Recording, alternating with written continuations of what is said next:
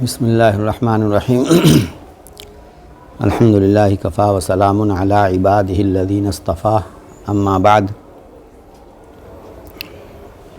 فاعوذ باللہ من الشیطان الرجیم بسم اللہ الرحمن الرحیم یا ایہا الذین آمنوا ان جاءکم فاسق بنبأ فتبینوا ان تصیبوا قوما بجہالۃ فتصبحوا علی ما فعلتم نادمین صدق اللہ العظیم۔ میرے محترم بزرگوں اور دوستوں، حضرات علماء کرام، ایک نجی مذاکرے کی مجلس ہے۔ ہم سب جانتے ہیں کہ اصل ذریعہ ہدایت کتاب اللہ ہے، اور کتاب اللہ کو سمجھنا، اس کی مراد تک رسائی ممکن نہیں ہے جب تک مبین کتاب اللہ، مبین قرآن حضرت محمد الرسول اللہ صلی اللہ علیہ وسلم کی احادیث اور سنت سے مدد نہ لی جائے اور ان کی روشنی میں جب تک سمجھنے کی کوشش نہ کی جائے۔ چنانچہ حضور صلی اللہ علیہ وسلم کا فرض منصبی جو بیان کیا گیا، اس میں وَيُعَلِّمُهُمُ الْكِتَابَ وَالْحِكْمَةَ کہ حکمت یعنی کتاب اللہ کی تعلیم دیتے ہیں اور حکمت کی تعلیم دیتے ہیں۔ آپ جانتے ہیں کتاب اللہ کی تعلیم کے نتیجے میں جو سرمایہ فراہم ہوا وہی احادیث کا مجموعہ ہے، وہی سنت ہے،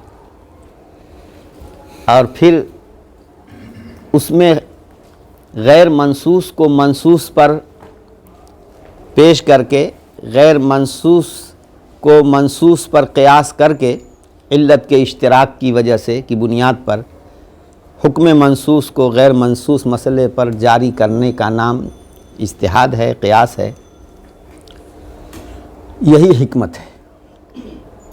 اسی کو تو نبی کریم صلی اللہ علیہ وسلم نے سمجھایا تھا۔ پوچھا تھا ایک خاتون نے کہ میری والدہ پر حج رہ گیا تھا، نظر اس نے مانی تھی، تو کیا میں اور نہیں کر سکی، تو کیا میں اس کی طرف سے حج کروں؟ تو حضرت نبی پاک صلی اللہ علیہ وسلم نے جواب صرف اس بات میں دینے کے بجائے اس کی تمہید جو بیان کی وہ اسی کی طرف اشارہ کرتی ہے کہ بتاؤ کہ اگر اس پر کوئی دین کسی کا ہوتا تو ادا کرتی یا نہیں کرتی؟ تو کہا ہاں کرتی۔ فرمایا فدین اللہ احق بالوفا۔ تو اسی میں قیاس کا حجت ہونا اور منصوص پر غیر منصوص کو قیاس کرنا یہ سمجھ میں آ رہا ہے۔ چنانچہ حضرت صلی اللہ علیہ وسلم نے اور بھی مسائل میں، پھر صحابہ رضی اللہ عنہم نے کیا۔ تو اصل کتاب ہدایت جو ہے وہ اصل ذریعہ ہدایت اللہ کی کتاب ہے، اور اس کا بیان و تشریح سنت رسول اللہ، جس کی حفاظت کی جتنی زیادہ ضرورت ہوئی، جس حکم کی زیادہ ضرورت ہوئی، اسی قدر امت تک اس حکم کو پہنچایا گیا، تواتر کے ساتھ، شہرت کے ساتھ، اخبار احاد کے طور پر۔ احادیث کا زیادہ تر سرمایہ امت تک جو پہنچا ہے وہ بطور اخبار احاد کے پہنچا ہے۔ ان میں بھی فرق مراتب ہے۔ پھر ان اخبار احاد میں بھی یعنی سنت جو رسول اللہ صلی اللہ علیہ وسلم سے منقول سرمایہ ہم تک پہنچا ہے، جیسے قرآن کریم میں ناسخ و منسوخ ہے، ان میں بھی ناسخ و منسوخ ہے، ہم جانتے ہیں۔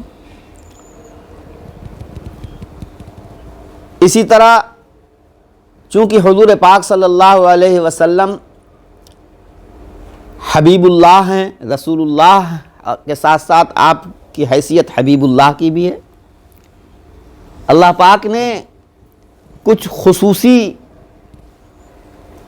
ایسی رعایتیں نبی پاک صلی اللہ علیہ وسلم کو دی ہیں، کچھ ایسے خصوصی احکام دیے ہیں جو امت کے دیگر افراد کو نہیں۔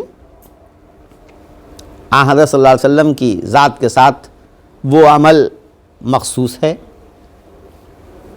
4 سے زیادہ بیویوں سے نکاح کرنا، یا اور بھی بہت سے حدیثوں کی تفہیم اور تشریح کے وقت شراح فرماتے ہیں کہ یہ آن حضور صلی اللہ علیہ وسلم کی خصوصیت ہے۔ جیسے کہ تنہائی میں بعض اجنبی عورتوں کا سوال کرنا، یا مثلا آن حضور صلی اللہ علیہ وسلم اونٹنی سے تشریف لا رہے ہیں، راستے میں ان کی نسبتی بہن جن کو ہمارے عرف میں سالی کہا جاتا ہے، حضرت اسماء رضی اللہ عنہا جو حضرت زبیر ابن عوام رضی اللہ عنہ کی زوجہ ہیں، وہ سر پہ گٹھلیوں کی گٹھری لادے ہوئے آ رہی ہیں۔ آن حضور صلی اللہ علیہ وسلم نے اونٹنی بچھائی، وہ اونٹنی بیٹھائی اور آفر کیا کہ بیٹھ جاؤ، لیکن حدیث میں ہے کہ وہ کہتی ہیں کہ مجھے زبیر کی غیرت یاد آئی، میں نے منع کر دیا کہ نہیں اللہ کے رسول آپ تشریف لائیں۔ تو اب یہ حدیث میں ایک واقعہ جزیہ ہے۔ اب ہم یہ سمجھیں اس کا مطلب کہ جیسے آن حضور صلی اللہ علیہ وسلم نے ایک اجنبیہ کے لیے سواری بٹھا دی، ان کو سوار ہونے کے لیے کہا، تو یہ ایک بھی سنت ہے، ہمیں بھی اس کی نقل اتارنی چاہیے۔ ہمارے نوجوان لڑکے جو ہیں اپنا بائک سے جا آ رہے ہوں، کوئی بھی عورت جو ہے بیچاری پیدل جا رہی ہوگا، بیٹھ جاؤ بھائی پہنچا دیتے ہیں تمہارے گھر۔ تو وہاں شراح یہی کہتے ہیں کہ یہ آن حضور صلی اللہ علیہ وسلم کی خصوصیت ہے۔ آن حضرت صلی اللہ علیہ وسلم معصوم ہیں، تو بہت سے احکام ایسے ہیں۔ اچھا ایسا بھی ہوا ہے کہ آن حضور صلی اللہ علیہ وسلم نے دوسروں کو بھی اس طرح کی اجازتیں دی ہیں، قاعدہ عامہ سے ہٹ کر کے۔ سب کے لیے تو حکم یہ ہے کہ صاحب بکری جو ہے، بکرا سال بھر سے کم کا جو ہے وہ قربانی کے لیے کافی نہیں ہے، لیکن وہ حضرت انس رضی اللہ عنہ کے چچا وہ انہوں نے قربانی عید کی نماز سے پہلے ہی کر لی تھی۔ جب حضرت صلی اللہ علیہ وسلم نے کہا کہ بھائی وہ تو گوشت کی بکری ہوئی جو اپنے گھر کے واسطے وہ گھر والوں کے لیے ذبح کیا، وہ اضحیہ نہیں ہے، جس نے پہلے کی وہ تو 12 کرے۔ تو اب وہ کہتے ہیں کہ میرے پاس کچھ تھا ہی نہیں سوائے اس بکری کے بچے کے جو 6 مہینے سے کم کا تھا، وہ سال بھر سے کم کا تھا۔ تو وہاں حضرت صلی اللہ علیہ وسلم نے کہا کہ ٹھیک ہے بھائی تم قربانی کر لو، یہ تمہارے ہی لیے ہے۔ تو حضرت صلی اللہ علیہ وسلم بعض افراد امت کے لیے کچھ استثنائی حکم دیتے ہیں۔ حضرت خزیمہ ابن ثابت رضی اللہ عنہ کے لیے ایک شخص کی گواہی اکیلے کی کافی ہوئی۔ تو یہ تو احادیث ہم تک جو پہنچ رہی ہیں ان سے استدلال کی بات ہے۔ امت تک جو احادیث پہنچتی ہیں یہ اس امت محمدیہ کی خصوصیت ہے کہ ان کو محفوظ کیا گیا۔ کیوں نہیں محفوظ کیا جائے گا؟ کیونکہ اللہ تبارک و تعالیٰ نے اس دین کی حفاظت کا، قرآن کی حفاظت کی ضمانت لی ہے، اور قرآن لفظ اور معنی دونوں کا نام ہے۔ تو احادیث نبویہ جب قرآن کا معنی اور بیان ہے تو ان کی بھی حفاظت اگر نہیں کی جائے گی تو قرآن کی صحیح معنوں میں حفاظت نہیں ہوگی۔ البتہ فرق مراتب، یہ امت کے لیے اللہ نے وسعت اور گنجائش کے لیے یہ ایک ایسا نظام بنایا کہ ہر حدیث امت کے افراد تک ایک نوعیت سے نہیں پہنچی۔ زیادہ تر اخبار احاد ہیں، یعنی متواتر کچھ ہیں، کچھ عمل متوارث ہیں، توارث کے ساتھ تواتر عملی کے طور پر، اور اخبار احاد کے طور پر پھر ان میں بھی فرق مراتب ہے، مشہور، عزیز، غریب، پھر اس میں بھی روات جو ہیں، جو وہ ذریعہ جن کے ذریعے سے ہم تک نقل ہو کر حدیث پہنچی ہے، ان ذرائع کے عدالت اور ضبط کے اعتبار سے ان کے ثبوت میں کمی بیشی قرار دی گئی ہے، اور یہ فطری بات ہے۔ چنانچہ ایک حدیث کوئی ایسی سند کے ساتھ جو مسلسل بالحفاظ المتقنین ہو، اس کا اور مقام ہوگا. وہ جو صرف حفاظ متقنین نہیں لیکن ثقہ ہیں، متوسط درجے کے ہیں، اس کا درجہ کچھ اور ہوگا. تو صحیح، اب اس کی وجہ سے فرق مراتب قائم کرنے کے لیے اصطلاحات بنائی گئیں. تو ثبوت کو جانچنے کے لیے فرق مراتب، اور فرق مراتب یہ فطری اصول ہے. فرق مراتب جو ہے یہ فطری اصول ہے. گر فرق مراتب نکنی زندیقی، ان غیر مقلدوں کی جو سب سے بڑی گمراہی ہے وہ یہی تو ہے کہ ادلہ میں یہ فرق مراتب نہیں کرتے. اپنے کو اہل حدیث ہونے کا لیبل لگا لیا، اور جو حدیث آئی جس کو کسی محدث نے صحیح کہہ دیا یا ان کی عقل نارسا نے ہی صحیح قرار دے دیا، اب اس کو ایسا مضبوطی سے پکڑیں گے کہ صاحب چاہے وہ قرآن کی آیت کے خلاف کیوں نہ ہو جائے، حدیث پر عمل کرنا ہے، چاہے وہ سنت مشہورہ کے خلاف کیوں نہ ہو، چاہے وہ عمل متوارث کے ہی خلاف کیوں نہ ہو، قواعد کلیہ ثابتہ فی الشرع کے خلاف کیوں نہ ہو، صاحب وہ حدیث ہے. جیسے کہ وہ ایک دم قطعی ہو، حالانکہ جب وہ خبر واحد ہے تو قطعیت تو اس کے اندر نہیں ہوگی، مفید ظن ہے، اور مفید ظن دلیل بھی حجت ہے. اس کو بھی قرآن ہی نے حجت بتایا. مفید ظن حدیث بھی دلیل بھی حجت ہے. دو آدمیوں کے کسی ایک شخص قتل ہوا، دو آدمیوں نے گواہی دی کہ ہم نے اپنی آنکھوں سے دیکھا ہے فلاں نے اس کو قتل کیا ہے. قاضی ان کی گواہی مان کر کے اس کو قاتل قرار دے گا اور قصاص میں اس کے قتل کیے جانے کا فیصلہ کرے گا. حالانکہ ہو سکتا ہے کہ ان دونوں کو کچھ غلط فہمی ہو گئی ہو، قاتل کوئی اور رہا ہو، یہ بیچارہ بچاتا رہا ہو، اور اس بیچ بچاؤ میں اس کے کپڑے پہ چھینٹے پڑ گئے، اور جب دیکھا کہ میں پکڑا جاؤں گا تو جلدی سے چھری، اس نے چھین رہا تھا چھری، اس کے ہاتھ میں دے کر کو بھاگ لیا، اور یہ بچاؤ چاہ رہا تھا. اب ان دونوں نے دیکھا، سمجھا کہ واقعی یہی سے نے قتل کیا. اس بھاگنے والے کو پتہ ہی نہیں چلا ان لوگوں کو. ہو سکتا ہے نا، غلط فہمی ہو سکتی ہے کہ نہیں ہو سکتی. اور یہ بھی ہو سکتا ہے کہ دونوں نے آپس میں طے کر لیا کہ اس کو مروانا ہے،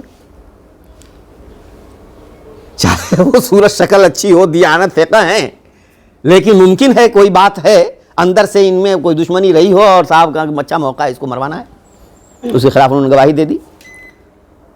یقینی تو نہیں ہے نا ان کی گواہی، لیکن چونکہ اس دلیل ظنی کے مقابلے میں کوئی دلیل قطعی نہیں ہے، اس لیے قرآن ان دو شخصوں کی گواہی کی بنیاد پر ہی کارروائی کرنے کی اجازت دیتا ہے. ہاں، عادل ہونے چاہیے، تو ظاہر ہی کے اعتبار ہی سے تو الغرض دلیل ظنی کا حجت ہونا خود قرآن نے بتایا، لیکن فرق مراتب ہوگی. فرق مراتب، یہ فرق مراتب کہاں سے آیا؟ قرآن ہی میں. اما عائشہ رضی اللہ عنہا پر کچھ منافقین نے الزام لگایا، اور صاحب اس الزام کے نتیجے میں کچھ مومنین صالحین بھی متاثر ہوئے. حضرت حسان بن ثابت رضی اللہ عنہ، مصطح بن اساسہ رضی اللہ عنہ، زینب بنت جحش، حمنہ بنت جحش، ان حضرات کی زبان پہ بھی یہ بات آئی.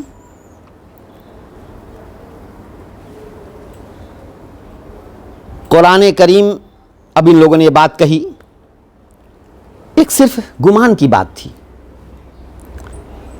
قرآن کریم میں جب برات کی آیات نازل ہوئیں تو باقاعدہ ان لوگوں سے کہا کہ لولا اذ سمعتموہ قلتم ما یکون لنا ان نتکلم بہذا سبحانک ھذا بہتان عظیم.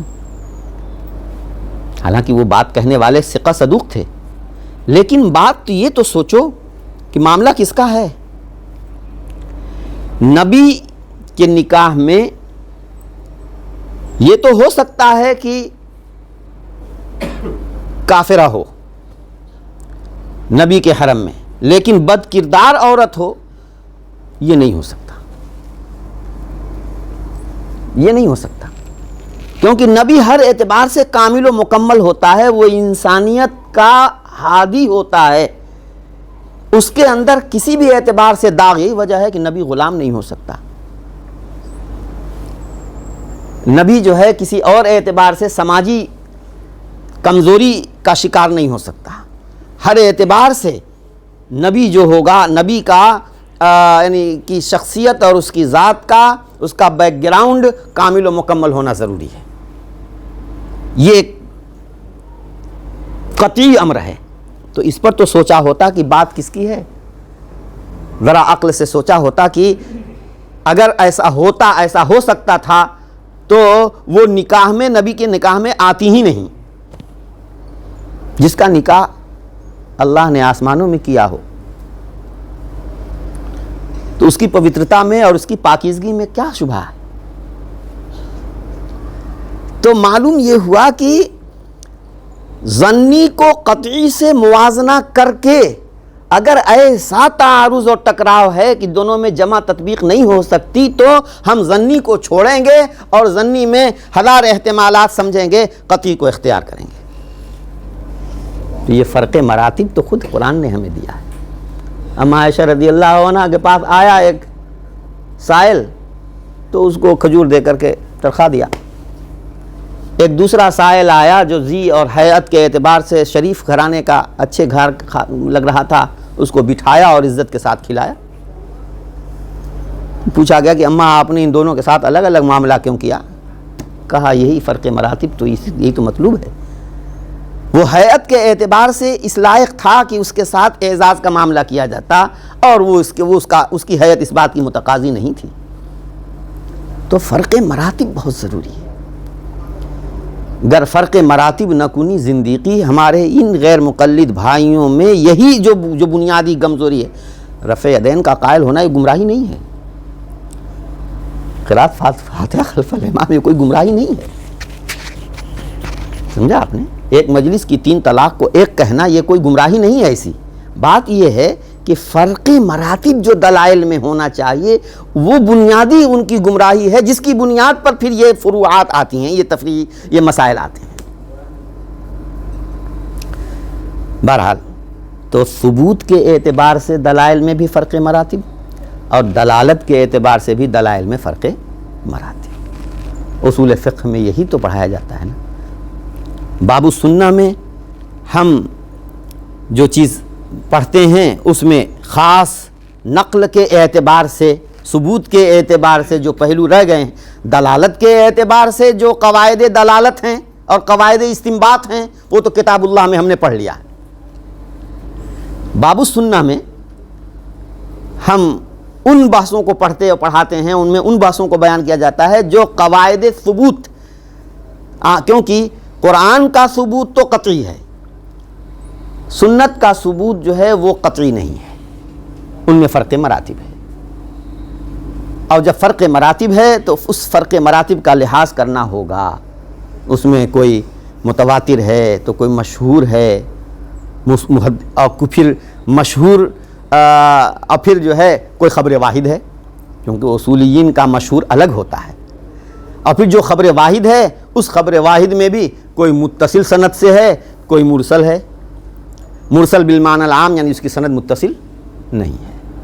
تو معلوم یہ ہوا کہ ثبوت کے اعتبار سے کچھ اصول درکار ہیں۔ شروع میں مرسل ہونا، جب زمانہ خیر القرون کا تھا تو مرسل ہونا کوئی بہت مضر نہیں سمجھا جاتا تھا، اس لیے کہ ایک آدمی مانا کہ وہ حضور کے حوالے سے بات کہہ رہا ہے، سعید بن مسیب، کسی صحابی سے تو لے کے کہہ رہے ہوں گے، اور کس سے کہہ رہے ہوں گے؟ داماد ہیں حضرت ابو ہریرہ کے، خسر ابا کا نام بار بار لیتے ہوئے شرم آتی تھی، بہت دفعہ جو ہے قال رسول اللہ صلی اللہ علیہ وسلم قضا کہہ کر کے جو ہے اپنا بیان کرتے۔ تو امام شافعی رحمۃ اللہ علیہ نے ان کو بخش دیا کہ سعید بن مسیب کی مراسیل حجت ہیں۔ پہلے یعنی مطلب یہ ہے کہ جو شروع موطا کو آپ دیکھیے، شروع دور کی جو حدیث کی کتابیں ہیں اس میں بلاغات مراسیل خوب ہیں، موقوفات بھی خوب ہیں.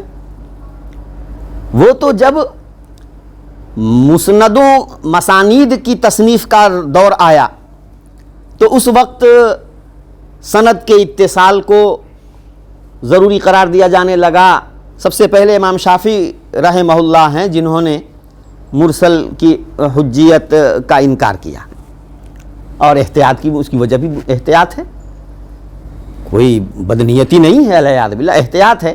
کیونکہ صاحب یہ جو مرسل روایت کر رہے ہیں پتہ نہیں انہوں نے صحابی سے لیا ہے کہ تابعی سے لیا ہے، اور تابعی سے لیا ہے تو پتہ نہیں وہ ثقہ ہے یا غیر ثقہ ہے.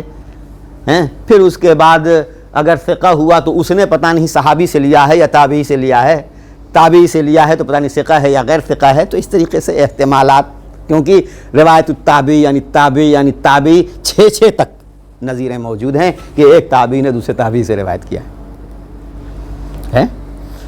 تو احتیاطاً امام شافعی رحمۃ اللہ علیہ نے مرسل کے حجت ہونے کا انکار کیا.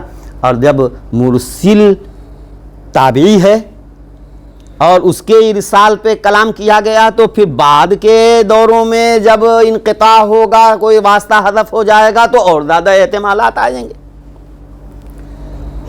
مالکیہ اور حنفیہ کا رجحان یہ ہے، صاحب قرون ثلاثہ مشہود لہا بالخیر سے اگر یہ مرسل تعلق رکھتا ہے تو اس کا مرسل حجت ہے، اس میں کوئی وہ نہیں ہے. تا وقت کی کسی دلیل اقوا سے معارض ہو تو وہ الگ بات ہے، تو وہ تو مسند اور متصل سند سے کوئی حدیث مروی ہو تو اس میں بھی یہی بات ہے.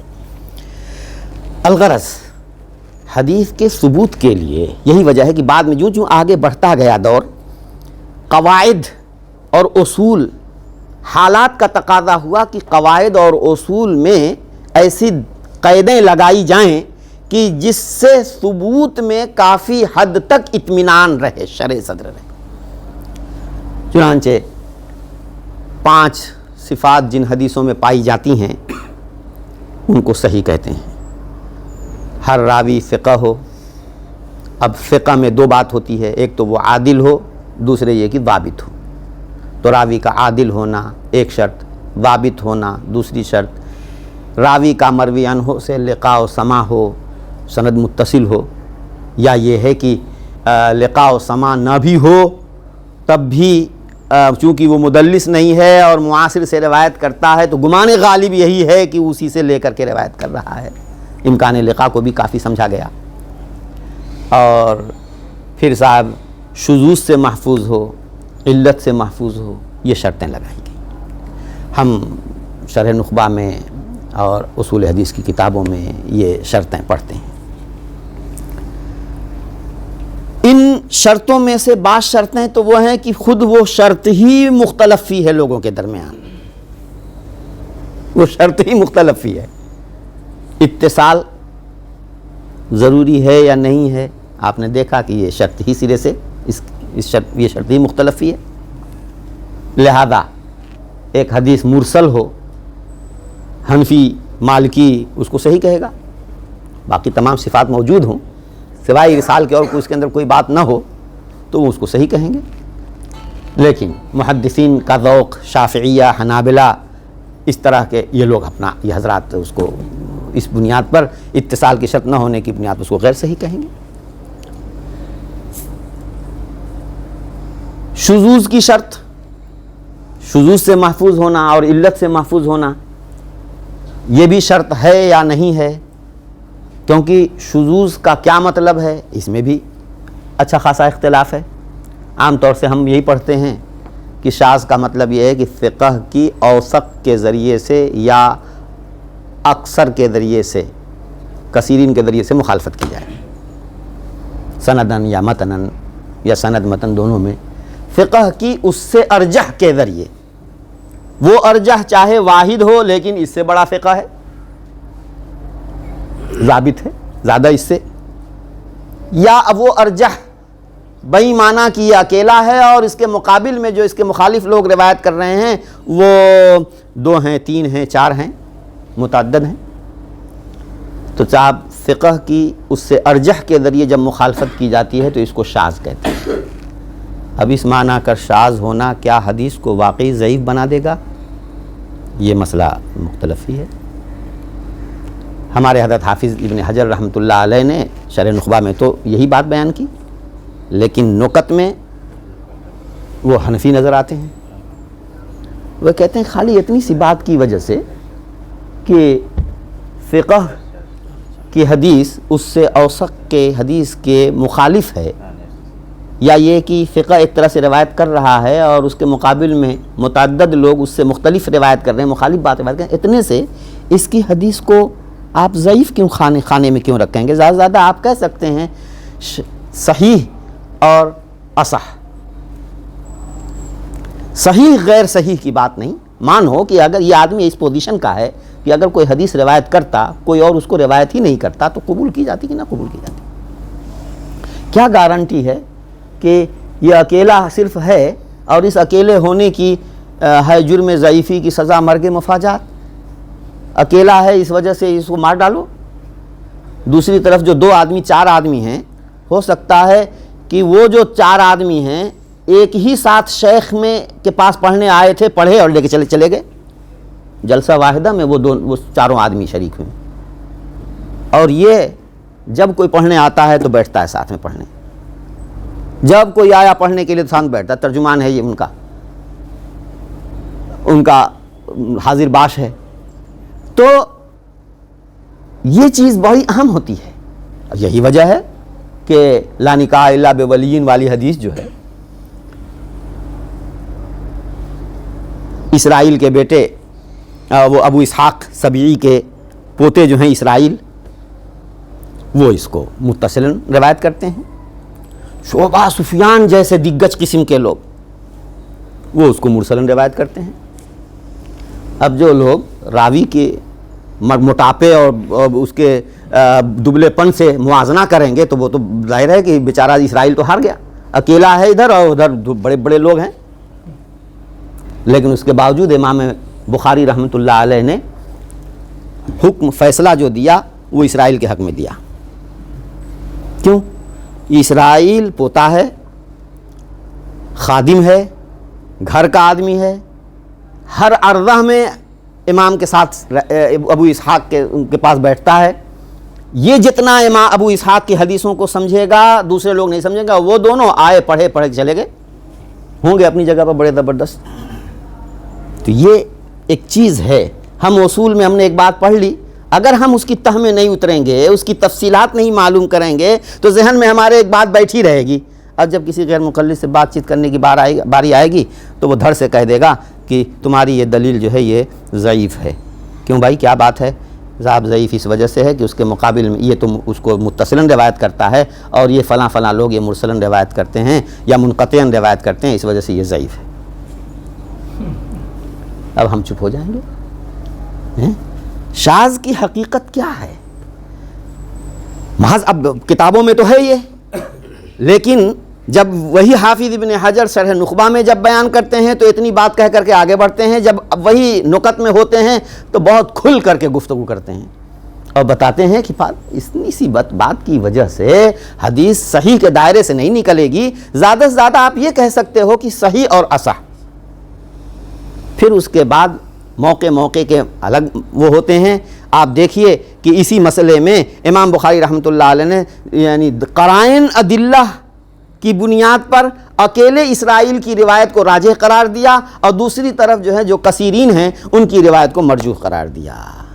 اسی لیے حنفیہ کا یہ اصول ہے کہ خالی فقہ کے حدیث کے اوثق کے مخالف ہونے کی وجہ سے یا واحد کی حدیث کے کثیرین کے مخالف ہونے کی وجہ سے اس کی حدیث کو ردی کی ٹوکری میں نہیں ڈالا جائے گا، اس کو بھی لکھ لیا جائے گا، اس کو بھی لکھ لیا جائے گا، اور پھر اس کے بعد دونوں میں معارضہ تسلیم کرتے ہوئے دیگر ادلہ پر نظر ثانی کو ملا کر کے پھر ترجیح کا کام دیکھا جائے۔ کیا پتہ اس اکیلے کی روایت راجح ہو جائے ان کثیرین کی روایت پر، اس ثقہ کی روایت راجح ہو جائے اس اوثق کی روایت پر۔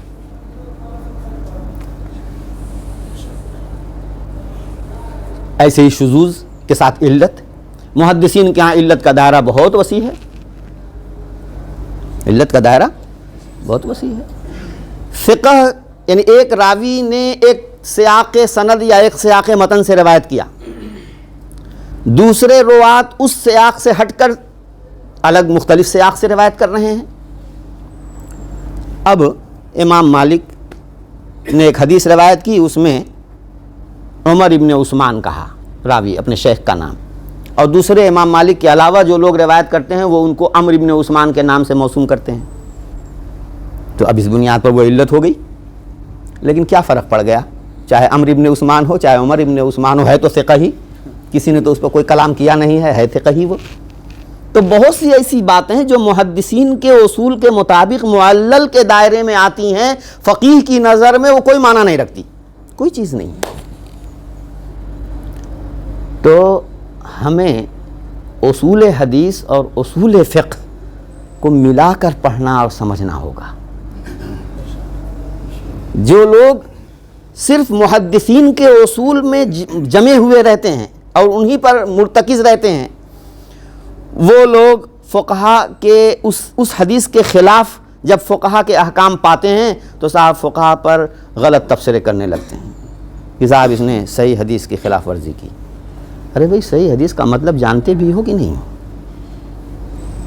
صحیح حدیث کی یہ جو شرطیں ہیں، یہ شرطیں منزل من اللہ منصوص تو نہیں ہیں، یہ تو مستنبط کی ہوئی ہیں، اور حالات کے اعتبار سے کبھی کچھ شرطوں کی ضرورت ہے اور کبھی کچھ شرطوں کی ضرورت نہیں ہے۔ کہیں ایسا بھی ہوگا کہ تمام شرطیں مفقود ہیں، لیکن صاحب اس کے موافق امت کا موروثی عمل چلا آ رہا ہے، بلکہ بعض دفعہ تو عمل موروثی طور پر چلا آ رہا ہے اور سب مانتے ہیں، لیکن ماتر ایک حدیث نہیں ملے گی آپ کو، ایک روایت نہیں ملے گی۔ سب کہتے ہیں نا کہ رمضان المبارک میں پورے مہینے میں ایک مرتبہ قرآن کریم تراویح میں ختم کرنا یہ سنت ہے، سنت مؤکدہ ہے نا؟ ہے کہیں کسی حدیث میں آیا ہے؟ کسی صحابی سے آیا ہے؟ لیکن متوارث ہے، متلقہ بالقبول ہے۔ تو خیر القرون سے جو عمل موروثی طور پر چلا آ رہا ہے وہ خود اپنی جگہ پر ایک حجت ہے، اس کی حیثیت ہے۔ مجھ سے تو آپ نے کہا تھا کیا؟ میں تمہیدی میں دوسری طرف رہ گیا۔ استخراج حدیث، تخریج حدیث۔ تو حدیث کے میں یعنی ثبوت کے اعتبار سے فرق مراتب جاننا۔ اب بہت سی حدیثیں ہمارے سامنے آتی ہیں جن سے فقہا استدلال کرتے ہیں، اور وہ تلاش کرو حدیث کی کتابوں میں تو نہیں ملتی، بہت دفعہ ایسا ہوتا ہے۔ لیکن فقیہ کا اس کے مطابق عمل ہے کہ جب یہ احادیث فقہا تک پہنچ گئیں اور فقہا نے ان کا استعمال کر لیا، حفاظت ہو گئی، اب حدثنا اخبرنا کے طور پر آگے اس کا پاس ہونا ضروری نہیں، آگے جانا جو ہے اب یہ ضروری نہیں ہے۔ یہ تو اللہ کی تعالیٰ نے وہ لوگوں کو اور اعدائے اسلام کو جو فروعات میں تنقید کرتے ہیں ان کو خاموش کرنے کے لیے اللہ تعالیٰ نے ایک نظام بنا دیا ہے کہ بعد والوں تک بھی یہ دلائل چل کر منتقل ہو کر کے آئے ہیں، ورنہ تو قاعدے کے اعتبار سے جب فقہا تک حدیثیں پہنچ گئیں، فقہا نے ان سے استدلال کر لیا، مسائل مستنبط کر لیے، اب حدثنا اخبرنا کے طریق پر آگے چلنا جو ہے یہ ضروری نہیں۔ یہی وجہ ہے کہ مجموعی اعتبار سے آپ دیکھیے، نفس الامر کے اعتبار سے جتنے بڑا سے بڑا ذخیرہ حدیث جس میں حدیثوں کی تعداد آپ پائیں گے، مثلا سیوطی کی جمع الجوامع ہے، جامع صغیر، زیادۃ الجامع صغیر اور جمع الجوامع، ان سب کا مجموعہ جامع الاحادیث الکبیر کے نام سے چھپا ہے۔ مجموعی اعتبار سے 60,000 سے زیادہ حدیثیں نہیں، جس میں ضعاف موضوعات سب ہیں۔ تو آپ متون کے اعتبار سے آپ دیکھیں گے تو بہت کم ہے۔ اور امام احمد رحمۃ اللہ علیہ سے کسی نے پوچھا کہ اگر کوئی آدمی 1,00,000 حدیثیں اس کے پاس ہوں تو وہ مجتہد ہو جائے گا؟ کہا نا۔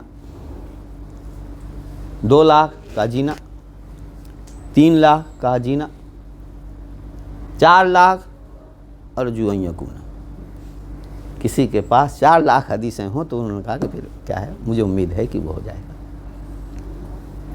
اسی طرح اور بھی منقول ہیں حضرات ائمہ سے۔ سوال یہ ہے کہ اتنی بڑی تعداد جب ان حضرات کے پاس تھی احادیث کی تو کہاں گئیں وہ؟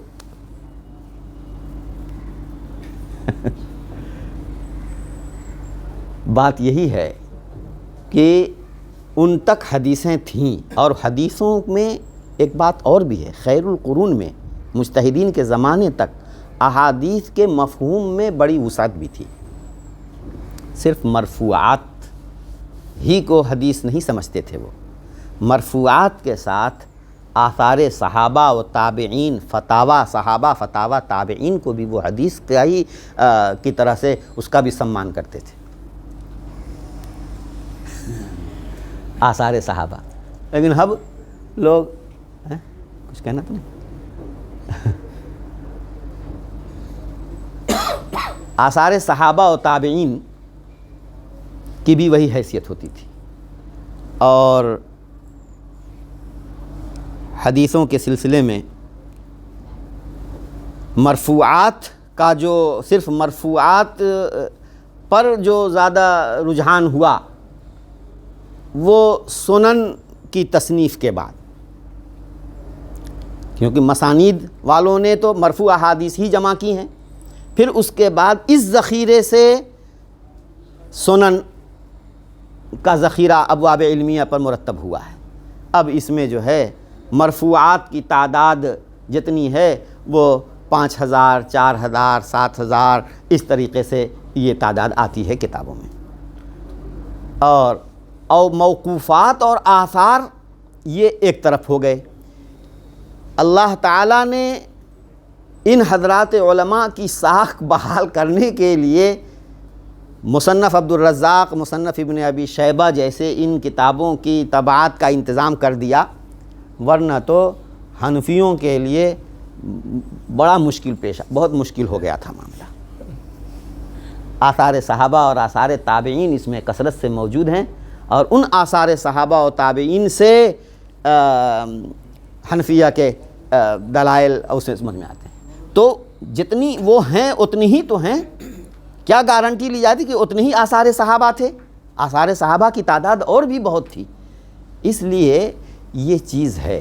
تاہم آج کے دور میں حوالے کا بڑا وہ ہے رجحان، حالانکہ اتنی زیادہ اس کی اہمیت نہیں ہے، لیکن بہرحال اب حوالے کی بات آتی ہے اور علماء سے مطالبہ کیا جاتا ہے کہ آپ یہ جو فقیہ کی کا یہ مذہب نقل کر رہے ہیں اس کے مطابق کوئی حدیث پیش کیجیے، وہ حدیث کہاں ہے، وہ حدیث کس درجے کی ہے، اور چنانچہ محنت کرنے والوں نے نکالا اور پھر ان کے درجے کو بھی بیان کیا۔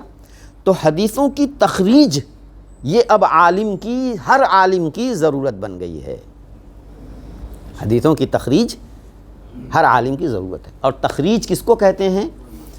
ان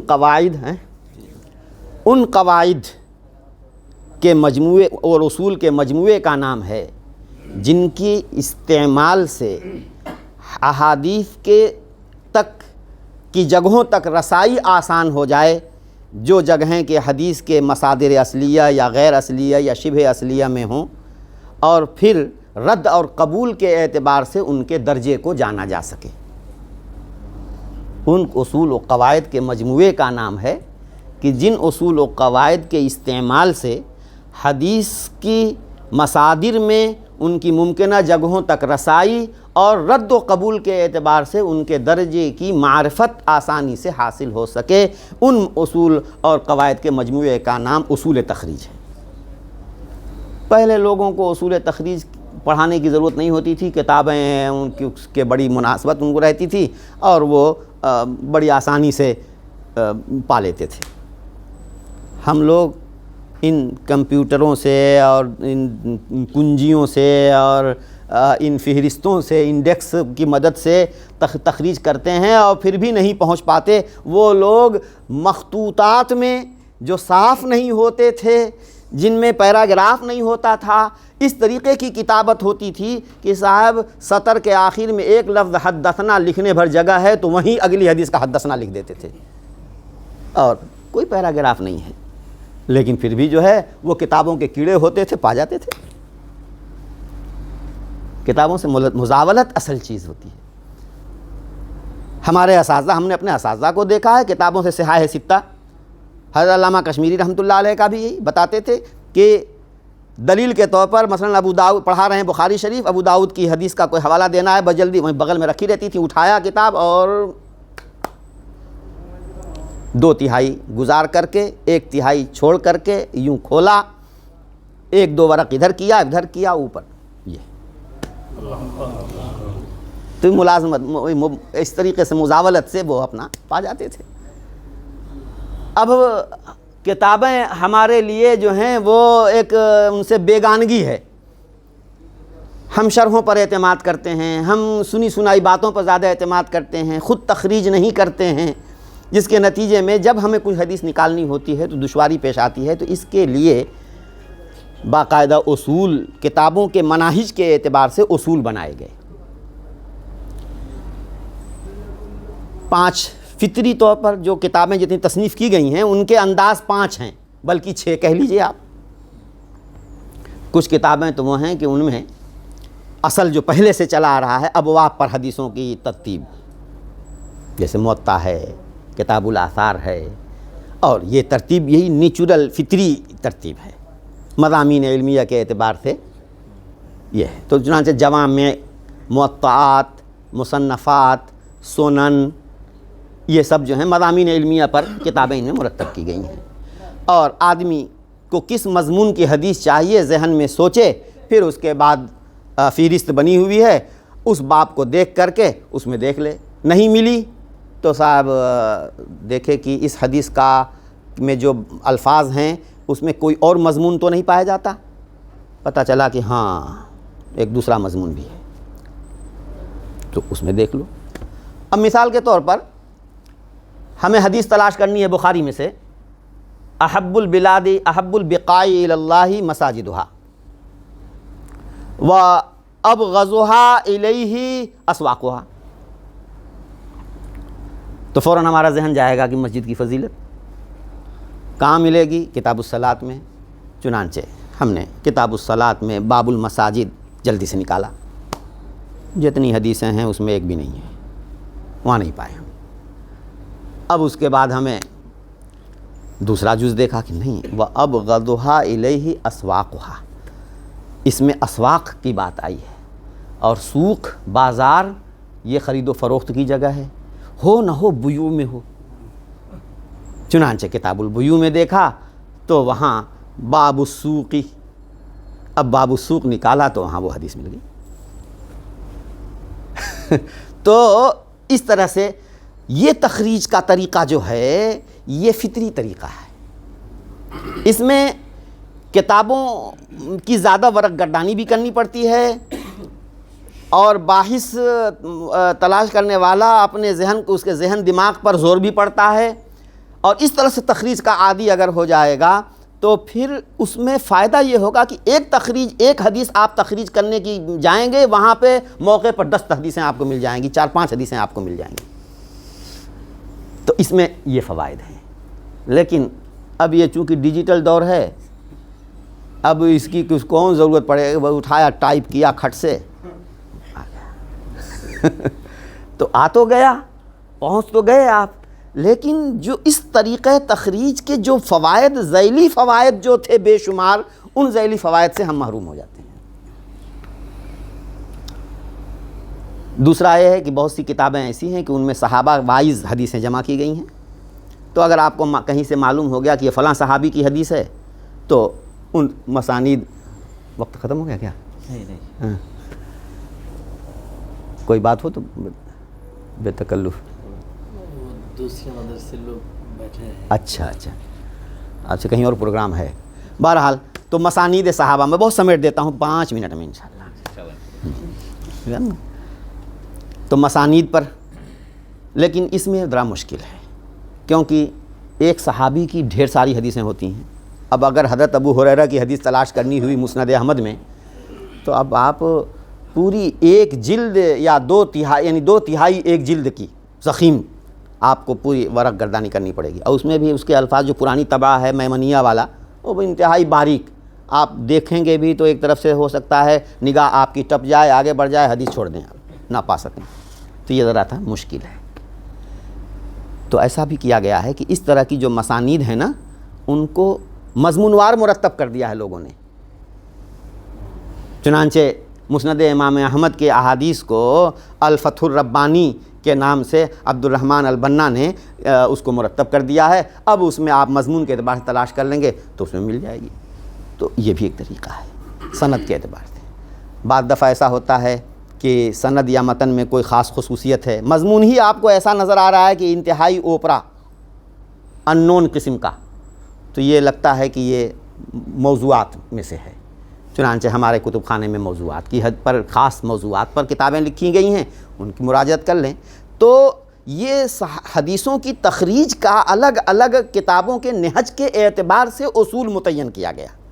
پھر اس اصول کے بعد جب تخریج آپ کر لیں گے تو اب نمبر آئے گا اس کی سند کے دراسہ کا، اور سند کے دراسہ کے سلسلے میں آپ کے لیے دراسہ حساسیت زیادہ بڑھ جاتی ہے۔ بہتر یہ ہے گا کہ کسی نے حکم لگایا ہو متقدمین میں سے یا قرون وسطیٰ کے محدثین میں سے تو ان کی تصریح مل جائے تو بڑی اچھی بات ہے، لیکن اگر نہیں ملی تو وہ حدیثوں پر جو سندوں پر حکم لگاتے ہیں، کسی کو صحیح کہیں، کسی کو حسن کہیں، کسی کو ضعیف کہیں، یہ جو حکم لگاتے ہیں تو کیا نہج ہے، اس نہج کو سمجھنے کے لیے ہمیں تقریب التہذیب، اگر جو حافظ ابن حجر نے جو اسماء الرجال میں سب سے بہت بہترین خلاصۃ الخلاصہ اور بہت جامع اور بڑی منہجیت، بڑی باریکی کے ساتھ انہوں نے یہ خلاصہ تیار کیا ہے، اگر ہم تقریب التہذیب، ایک جلد کی کتاب ہے، کوئی مہنگی نہیں ہے، اس کو خرید لیں اور اس میں حافظ کا کیا منہج ہے اس کو جاننے کے لیے شیخ ولید عانی کی کتاب ہے منہج و دراسۃ الاسانید، اس کو دیکھ لیں، یا ہم نے جو لکھا ہے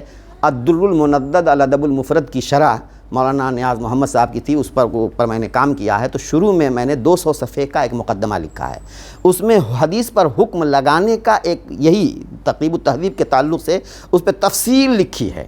اور حافظ صاحب اگر کہیں صدوقن تو کیا مطلب ہے، صدوقن یہیم کہیں تو کیا مطلب ہے، مقبول کہیں تو کیا مطلب ہے، اور کس طرح درجے کے راوی کی حدیث کا کیا حکم ہوگا، یہ تفصیل اس میں ہم نے بیان کی ہے۔ ہماری کتاب اردو حدیث و فہم حدیث ہے، وہ آپ کے بنگلہ دیش میں چھپ گئی ہے، اس میں بھی ہم نے نقد حدیث کا روایتی معیار ایک باب ہے، اس میں بھی اس کے مطابق ہم نے تفصیل کی ہے۔ مزید ہماری یہ آ گئی ہے مقدمہ ابن صلاح کی شرح العرف الفیاح، اس میں ذرا اور زیادہ ہم نے اس کو منقح کیا ہے۔ تو الدر المندد میں تو خاص طور سے اس کے مقدمے میں ہم نے یہ معیار کیوں اختیار کیا، اس معیار کے کیا فوائد ہیں، اس کو اگر چھوڑا جائے گا تو کیا نقصانات ہوں گے۔